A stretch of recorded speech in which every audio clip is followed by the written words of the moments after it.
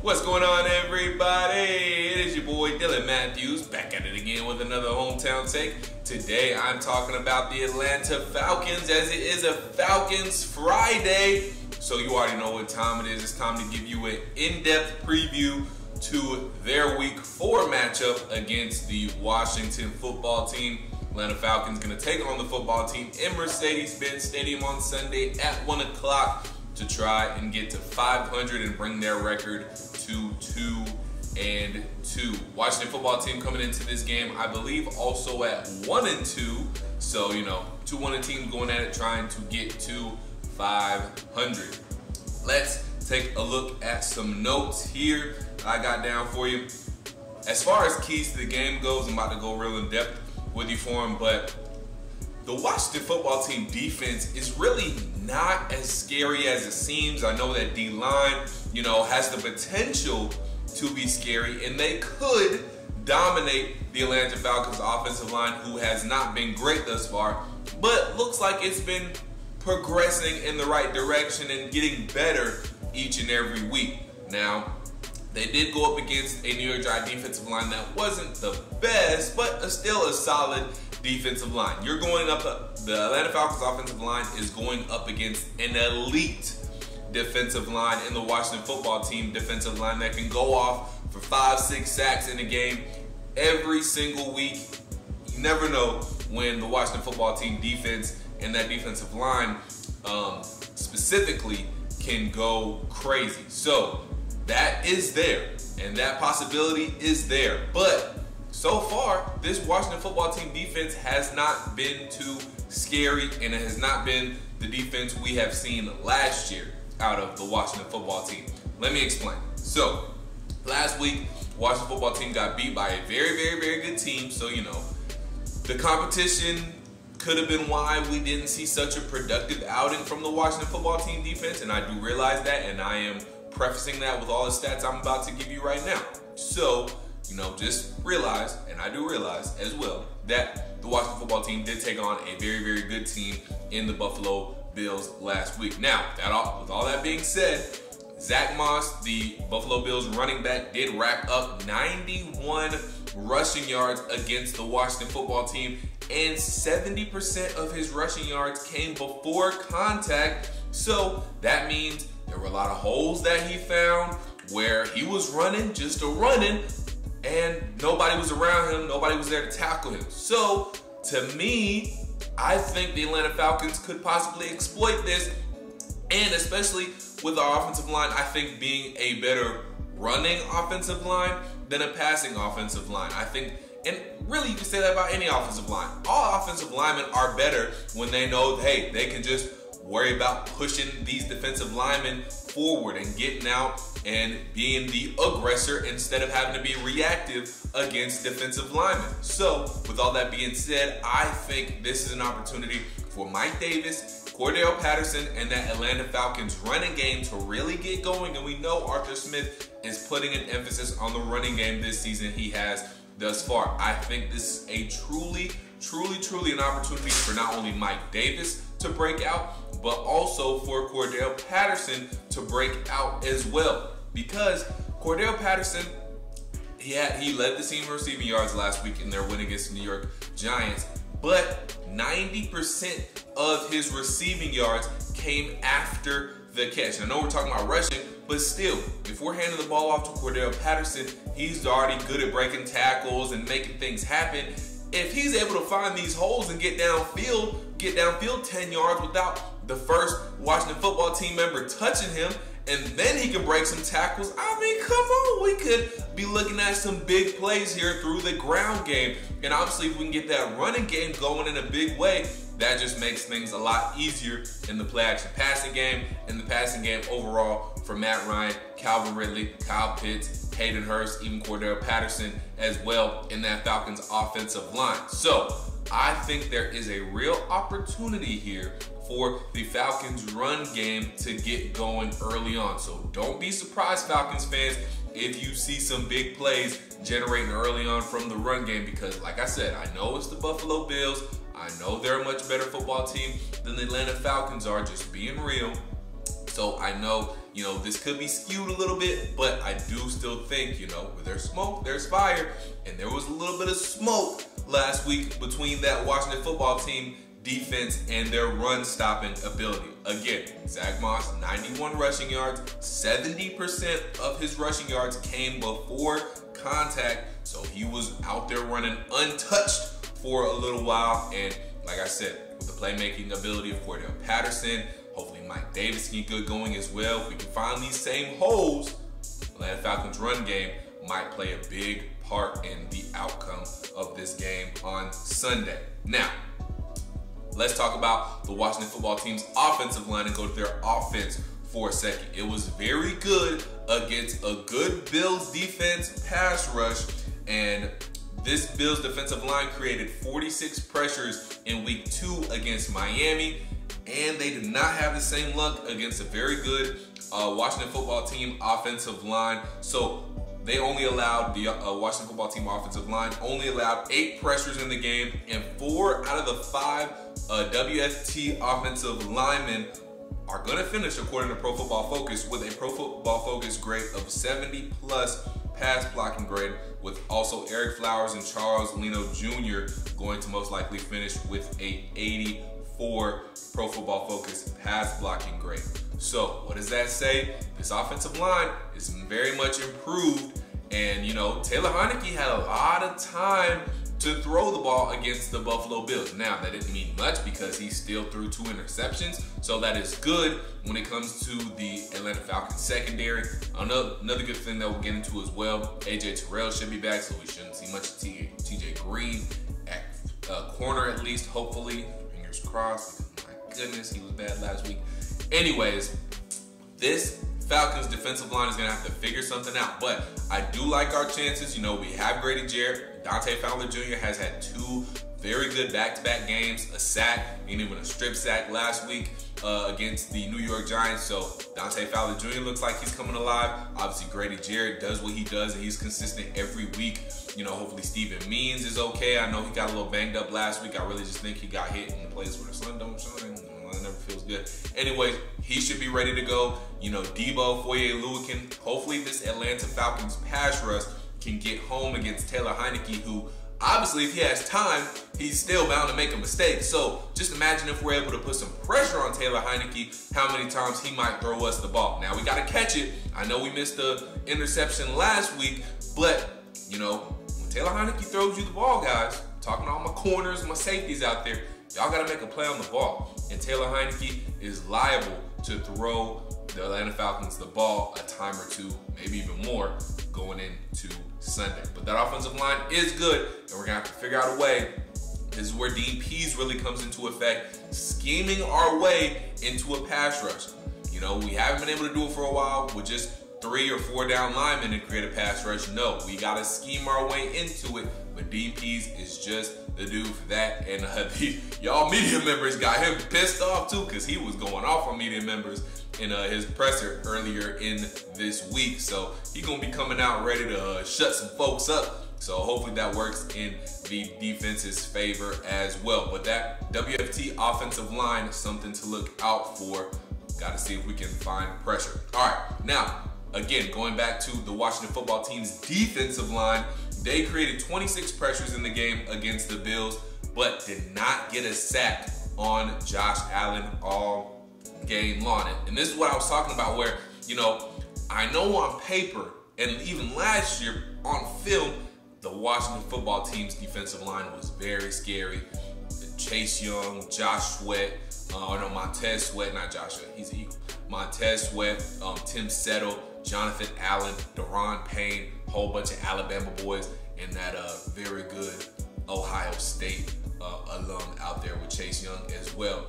They can get after it. But again, last week, I know, again, prefacing this, I know it was against the Bills, and they're better, and our offensive line is probably a little more secure than the Falcons offensive line, but still, the Washington football team's defensive line did not get a sack on Josh Allen. Yes, I get he's mobile as well, and Matt Ryan isn't as mobile as Josh Allen, all that good stuff. But Nearly half of the 26 pressures created from the Washington football team defensive line came from Deshaun Payne. He generated 11 pressures on 40 pass rush snaps, so that's good for 30% pass rush win percentage, and he had an 88.8 pass rush grade according to Pro Football Focus. So what does that mean?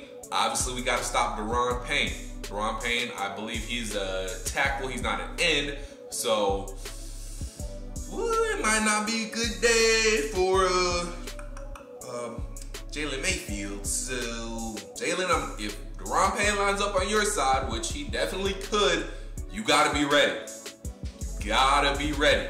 Also, running backs, Mike Davis, Cordell Patterson, I'm going to need y'all to pick up that blitz just in case he gets through, okay? You can't have Deshaun Payne out here wrecking everything. Like I said, he created over half of the pressures last game against the Bills. Jonathan Allen had 43 pass rush snaps. He only generated 2 pressures. Chase Young, 41 pass rush snaps, only generated 6 pressures. Montez Sweat, 36 snaps, only 3 pressures generated. And Tim Settle, 14 pass rush snaps and only 3 pressures generated. So, like I said, this Washington football team defense is good. Their defensive line is good. Don't get me wrong. They can be elite at times. But so far, they have not been the defensive line that they were last year. So, Falcons fans, all I'm saying is we should be scared. Yes. But maybe we shouldn't be that scared, and maybe this defensive line hopefully won't get after us as bad as we think they will. Maybe there's hope. That's what I'm saying. Maybe there's hope for Matt Ryan that he won't get killed on Sunday. That's basically what I'm saying, because the Washington football team defensive line hasn't been as scary as they once were last year. So there you go. Now, Falcons on offense. It's going to be obviously extremely important if we can run the ball effectively. That'll open everything else up. But I think there is an opportunity for us to take advantage of the Washington football team linebackers. Now, as far as the run game goes, they were very good in the run game. They had 8 defensive stops along with a stop on 4th down. But they were not so good in the passing game, as those Washington football team linebackers, Cole Holcomb, John Bostic, and Jamin Davis, they allowed 13 receptions on 14 targets, and Cole Holcomb specifically gave up the most in coverage, allowing 5 receptions for 46 yards and 2 touchdowns. So, if the Washington football team linebackers are not good in coverage, Arthur Smith, what does this tell you? I'll give you a second. This tells you that you need to eat them up with Kyle Pitts, Hayden Hurst, and Cordell Patterson in the passing game. Even Mike Davis as well. He can catch balls out of the backfield, because obviously they can't cover nobody. And we got weapons. We got Hayden Hurst, 1st round pick. We got Kyle Pitts, 4th overall pick. We got Mike Davis. We got Cordell Patterson, both electric playmakers. We got playmakers who could eat up these Washington football team linebackers all day long. So, get Kyle Pitts, scheme, however, whatever you got to do, in your scheme, your playbook, whatever, I don't care. Get Kyle Pitts matched up on a Washington football team linebacker. Get Hayden Hurst matched up on a Washington football team linebacker. Get Cordell Patterson on a linebacker. Get Mike Davis on a linebacker, and they will win, period. They will win those battles, period. That's it. Now, as far as the passing game goes, when it comes to the football team's secondary, Josh Allen was able to pick on them. And as far as passing goes, just pure passing, Matt Ryan is still one of the best out there. So, last week against the Bills, Landon Collins and Carmen Curl both allowed a touchdown. Kendall Fuller allowed 8 receptions for a game-high 104 yards. Collins, Curl, and Fuller are all set to give up a pass rating over 100 when they are targeted. So, Calvin Ridley should be able to eat. I don't think Russell Gage is going to be back, but hopefully Calvin Ridley, Olamide Zaccheaus, even Kyle Pitts when he's out wide, they should be able to eat, guys. Like I said, this Washington football team defense gets less scary and less scary the further back you go in the defense. The defensive line, yes, they can go off at any time. They haven't got off to a great start. But again, our offensive line isn't the best. So I'm not saying they won't have a big day. But again, it is possible that we could expose this Washington football team defense. Like I said, I'm not sold that they're as scary as what they were last year. Obviously, the corners couldn't guard, Stephon Diggs, and Stephon Diggs is obviously good. Emmanuel Sanders, Cole Beasley. We got Calvin Ridley. Obviously, we have no more Julio Jones. Russell Gage is probably hurt as well. But we still got Olamide Zaccheaus, who's a speedster. He can put in some work. He's like our version of Cole Beasley. We got Kyle Pitts. We got Hayden Hurst. What I'm saying is there's a chance, there's opportunities for this offense to take advantage of this Washington football team defense. They're not as scary as they seem. And trust me, I thought they were scary too. But when you look into some numbers and pull the curtain back, they got holes. And they got some issues. They ain't as scary as they seem. So, again, last week, Zach Moss, 91 rush yards, 70% of those yards came before any contact. That's a lot of his yards coming before contact. That means he was running through some big gaping holes. Mike Davis can find those holes, Cordell Patterson can find those holes, and if they can break some tackles, might be a big day in the running game. And again, Landon Collins, Carmen Curl, they weren't very good. Josh Allen picked on them. Kendall Fuller, 8 receptions, 104 yards he allowed. That's the most. We can pick on this team, at least defensively and offensively. If we can create a pass rush, if Dante Fowler Jr. can keep doing what he's been doing as of late, if Grady Jarrett can just go out there and be Grady Jarrett, which I'm sure he will be, if Steven Means can get home, Grady Jarrett, Debo, Foye Oluokun, we can scheme up some pressure. Taylor Heineke probably is going to throw us the ball, guys. This game is winnable at home. Come on. And you all been seeing it. We've been getting better and better every week. We got to take advantage of these opportunities that we have to beat, the Washington football team isn't going to win a Super Bowl. They're a beatable team, and we can beat them. At home, we should get this done. I got one more stat for y'all that I'm going to read off. This one, not as big, but Scary Terry hasn't been able to get the ball, as long as Taylor Heineke's been in the game. He had a quiet week last week, and with AJ Terrell coming back, as he's set to come back, we won't have to worry about TJ Green. Obviously, he played all 7-day defensive snaps and gave over 100 yards, and that wasn't good. But, like I said, AJ Terrell should be back. We should not see much of TJ Green. Hopefully, AJ Terrell can take care of Scary Terry, and we won't have to worry about him, and he won't be as scary, just like the rest of this Washington football team. So, to recap, I think there's an opportunity to take advantage of this defense. They got some holes in the run game. Their corners aren't better than our wideouts and tight ends. We can do this. Where this game is going to be won, like all the other games, and probably the rest of the games this season, it's going to be a trend. Football games are won in the trenches. If our offensive line gives Matt Ryan enough time to throw and pick apart this defense, we'll be okay. If our offensive line can push forward against this Washington football team defensive line, create some holes for Cordell Patterson and Mike Davis, we will win this football game. If the offensive line is okay to good, doesn't let Matt Ryan get touched up too much, we'll win this game. We'll be at 2-2, and hopefully a very, very good chance to go 3-2 in London against the New York Jets. But if Jalen Mayfield shows his butt, if Caleb McGarry shows his butt, the offensive line shows his butt, we ain't winning. The Washington football team will probably do enough on offense, especially if we can't do anything. The Washington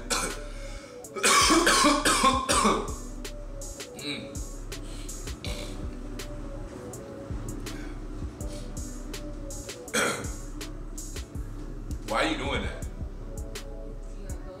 No, my throat just dropped. The Washington football team will probably do enough on offense to, get the job done if we can't get it done on offense. We can't have got Matt Ryan running for his life, guys. He's still good. You know, he hasn't been great this year, but neither has his offensive line. So, I know we ain't got a Josh Allen back there, but we still got an elite quarterback. So, our offensive line holds up for him long enough to find Calvin, find Zacchaeus, find Kyle Pitts, find Hayden Hurst, find Cordell Patterson. We'll be okay. It's all coming down to the offensive line. They hold up against this Washington football team defensive line, we'll be fine. Let me know what you guys think though.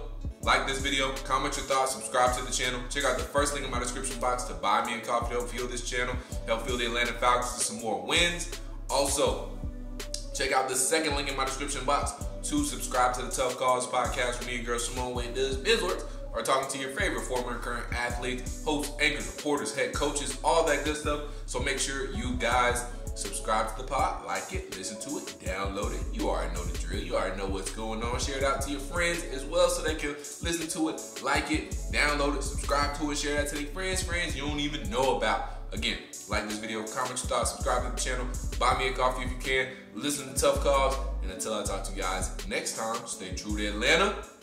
Peace.